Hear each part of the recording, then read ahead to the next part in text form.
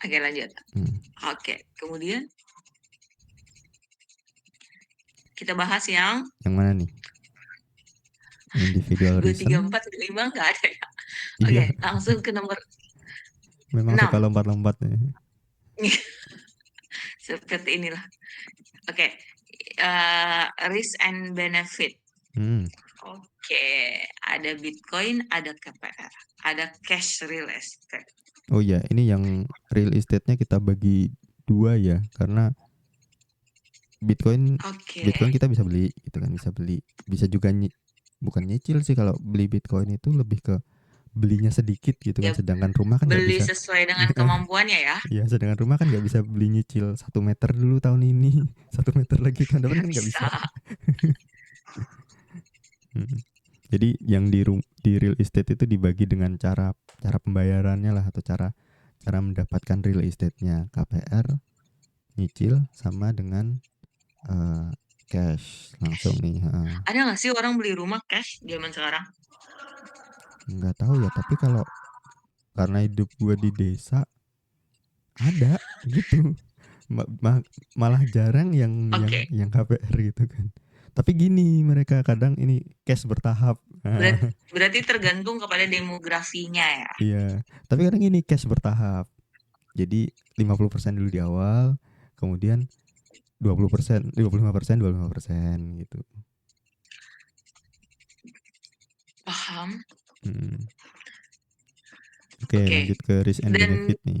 berarti Oh iya, kalau mana? kita yang cukup mencolok adalah kalau dengan cara sistem pembayaran cash Hmm. tunai Hmm. ini tidak melibatkan pihak ketiga atau bank ya. Langsung antara Oh penjual dengan iya, pembeli. iya.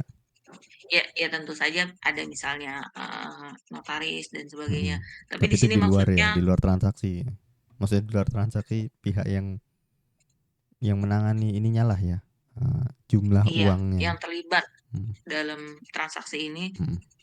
ya produsen, pembeli dengan penjual gitu. Hmm. Kalau KPR nih ada pro, ada kontra. Pro-nya bisa ditinggali terlebih dahulu, kontranya tidak bisa melunasi cicilan KPR. Hmm, Ya kan kita ngomongin risk and benefit ya. Cuman ini dari sekian banyak risk, pros dan cons-nya ya. Kalau menurut KPR pro-nya ya bisa ditinggalin terlebih dahulu. Masa kita mau bilang pro-nya karena cicilan kecil? Siapa yang mau bercita-cita punya cicilan? Pasti pengen cita-citanya punya cicilan nol kan? Nggak mungkin itu jadi oke, tujuan oke, atau cukup valid ya. Jadi hanya karena apa? itu biasa bukan berarti itu adalah cita-cita dan mimpi.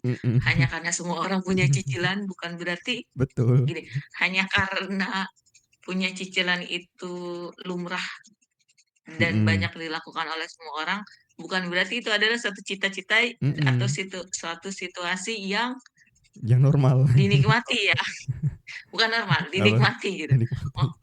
Maksudnya, maksudnya kalau bisa hidup tanpa cicilan, ya usahakanlah hidup tanpa cicilan, Iya. begitu.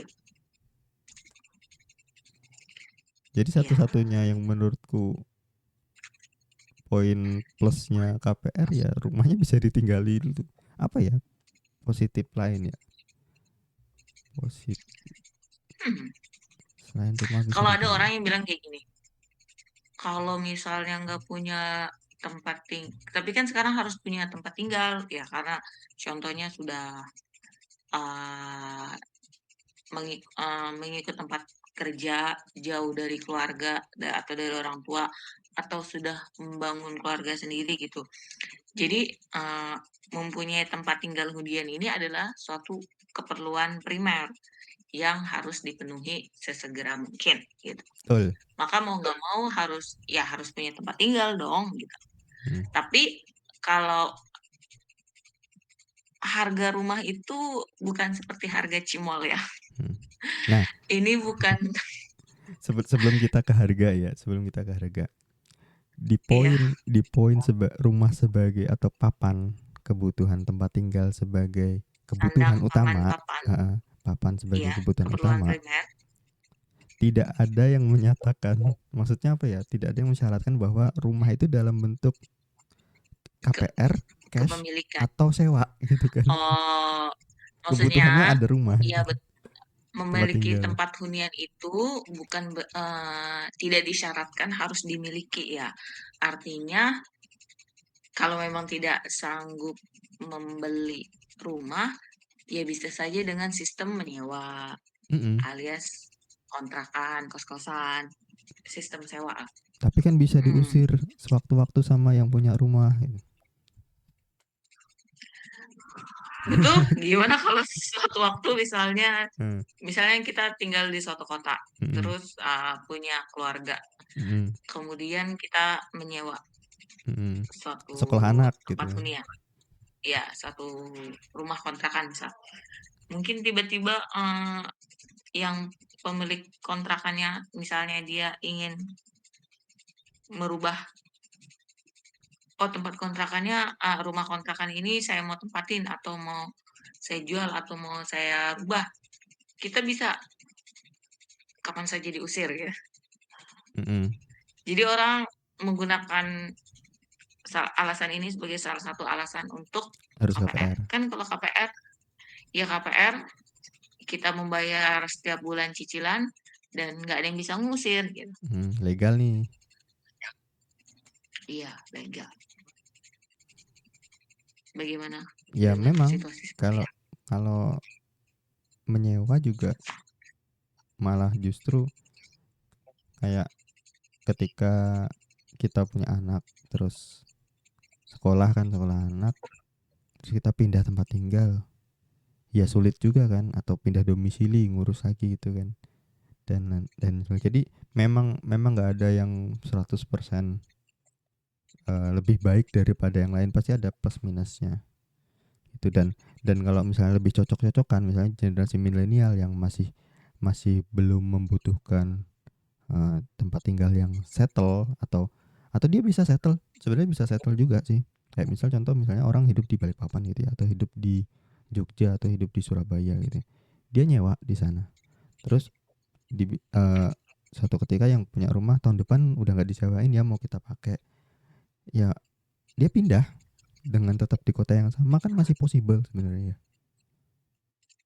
Cuman effortnya kan jadi lebih kayak rute rute bepergiannya jadi berubah, kebiasaannya mungkin nanti juga berubah, dan banyak lain hal.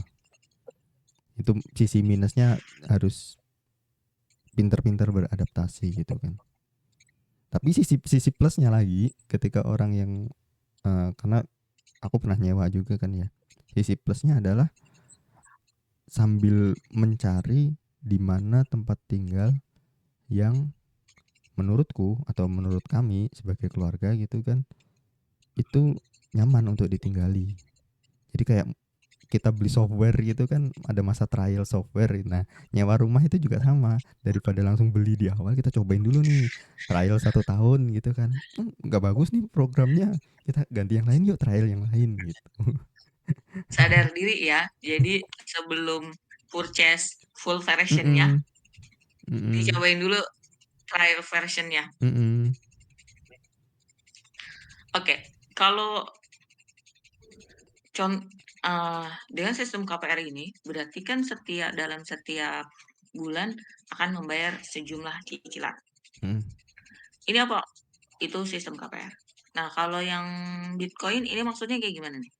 Jadi eh, kita sama aja kayak nyicil, tapi nggak dapat Anggap rumahnya. Anggaplah. mengumpulkan sejumlah uang setiap anggap jatah uang yang kalau orang punya KPR Mm-mm, dilakukan untuk membayar angsuran KPR, mm-mm, anggap saja kita tidak tempat hunian saat ini dengan sistem sewa, kemudian menyisihkan sebagian uang tiap bulannya untuk dikonversi, disimpan dalam bentuk Bitcoin, gitu. betul. Tapi ini perlu dijadikan Nah, garis bawah dulu ya, catatan ya, yang di Bitcoin Cons catatan, ini ditambahin nih uh-uh, harusnya, tidak mendapatkan rumah. apa tuh? No, oh iya, iya. Oke. Apa nih maksudnya pro-nya? Hedging agents, inflation, limited supply, liquidity. Jadi ku bahas dari yang paling bawah dulu, liquidity-nya. Nah, Oke. dia karena Bitcoin ini sekarang ya likuiditasnya itu sudah cukup tinggi. Kalau kita mau mencairkan atau menjual kepemilikan Bitcoin kita itu sudah sudah oke lah dibandingkan tahun-tahun yang yang lalu kan. Cuman kalau likuiditas ini atau kita eh, punya aset kita convert ke dalam KPR sama real estate dalam bentuk cash, kita udah punya rumahnya atau kita udah nyicil KPR-nya, itu udah nggak liquid.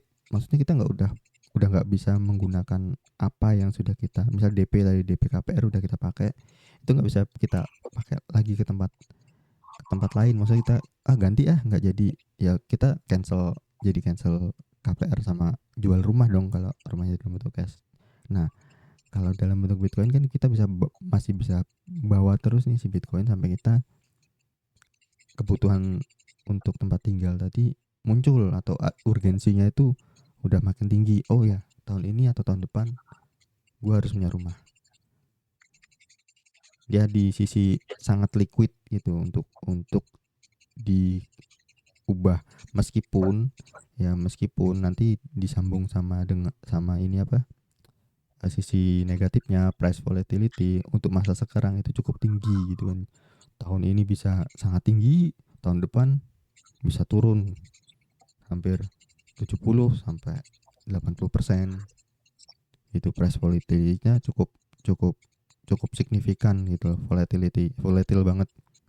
Nah, pro-nya lagi yang di poin nomor 1 dan 2, karena dia limited limited supply, dan makin tahun ini demand untuk Bitcoin itu makin tinggi. Kalau kita lihat itu kan dulu di tahun 2017, 2015, 17 itu belum Mhm. banyak institusi yang secara terbuka itu nge-reveal mereka bahwa mereka mengadopsi atau memasukkan Bitcoin itu ke balance sheet perusahaan mereka. Nah, makin tahun nih makin makin kelihatan ini demandnya itu muncul baru lagi nih dalam bentuk hal yang baru lagi. Contohnya kayak kalau di Michael Saylor itu dia punya perusahaan, dia MicroStrategy itu udah masuk ke dalam balance sheet-nya mereka gitu kan.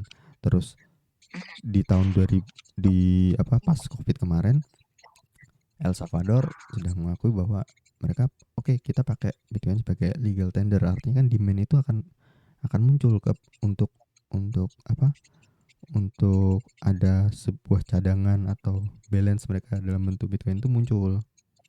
Nah, itu terus di awal tahun kemarin 2024 itu ETF ETF atau reksadananya Bitcoin di US itu udah disetujui dan diperdagangkan. Jadi retail atau institusi atau retail, terutama retail itu kalau dia nggak mau beli langsung Bitcoin, ya dia bisa beli reksadananya gitu loh, beli reksadananya. Oh, Nah, itu eh, jadi supply-nya itu terbatas kan, tapi demand-nya itu makin tahun tuh terbatas. makin nambah terus gitu. Bentuknya tuh udah Jadi beda-beda. sebenarnya Bitcoin ini adalah salah satu opsi untuk kita menabung. Definisi Iya. menabung di sini ya punya sejumlah uang dalam bentuk mata uang Mm-mm. fiat yang kemudian digunakan untuk membeli Bitcoin atau dikonversi ke Bitcoin. Kenapa pakai Bitcoin? Karena uh, berdasarkan hasil apa ya? Hasil kita melihat perkembangan ekonomi sekarang, Mm-mm. Bitcoin ini value-nya sejauh ini tidak hilang, tidak tergerus oleh inflasi. Mm-mm. Jadi, untuk orang yang merasa kami ingin memiliki rumah, tapi kami belum mempunyai sejumlah uang yang cukup besar untuk membeli rumah, kami hanya bisa menyisihkan sekian persen, mungkin sekitar 30% dari pendapatan Mm-mm. tiap mungkin dalam 30% dari pendapatan bulanan mereka gitu untuk biaya menabung, kemudian menabungnya ini dalam bentuk Bitcoin. Jika dilakukan terus-menerus, anggaplah dalam berapa orang biasanya dilakukan cicilan KPR? 20 tahun. Tadi aku cek di kalkulator itu tenor yang paling lama apa paling sebentar ya? Enaknya paling sebentar misalnya 12 tahun ya. 12 tahun itu kalau harga rumahnya 500 juta itu DP 50 juta. Itu tiap bulan mereka cicil 3,9 atau 4 juta. Cicilannya 4 juta. Kalau tenornya diperpanjang misal 25 tahun gitu sekitar 2,3 juta. Jadi antara 2 sampai 4 juta. Semakin lama durasi tenor tersebut, Tenornya. semakin murah cicilan per bulannya ya. Mm-mm. Anggap saja kalau Paling rendah 3 nih. juta lah Nah, di atau sisi tengah-tengah ya. Tengah-tengah. tengah-tengah. Anggaplah 3 juta Mm-mm. menyisihkan uang untuk disimpan. Kemudian simpanannya ini dalam bentuk Bitcoin. Mm-mm. Tentu saja ini di luar biaya untuk tempat tinggal menyewa saat ini ya. Tapi ini dulu ya, jangan teman-teman nanti nganggapnya wah harus 3 juta nih, enggak. Jadi kasihan juga yang sekarang masih UMR gitu kan. Ini contoh aja, contoh aja. Jadi persen aja lah, misalnya dia pendapatannya 10 juta gitu kan. 10 juta Iya. karena 3 jutanya tadi dia 30% gitu kan. 30% nih, 30% dari pendapatan. Oke. Dipakai buat apa tadi? Bentar-bentar.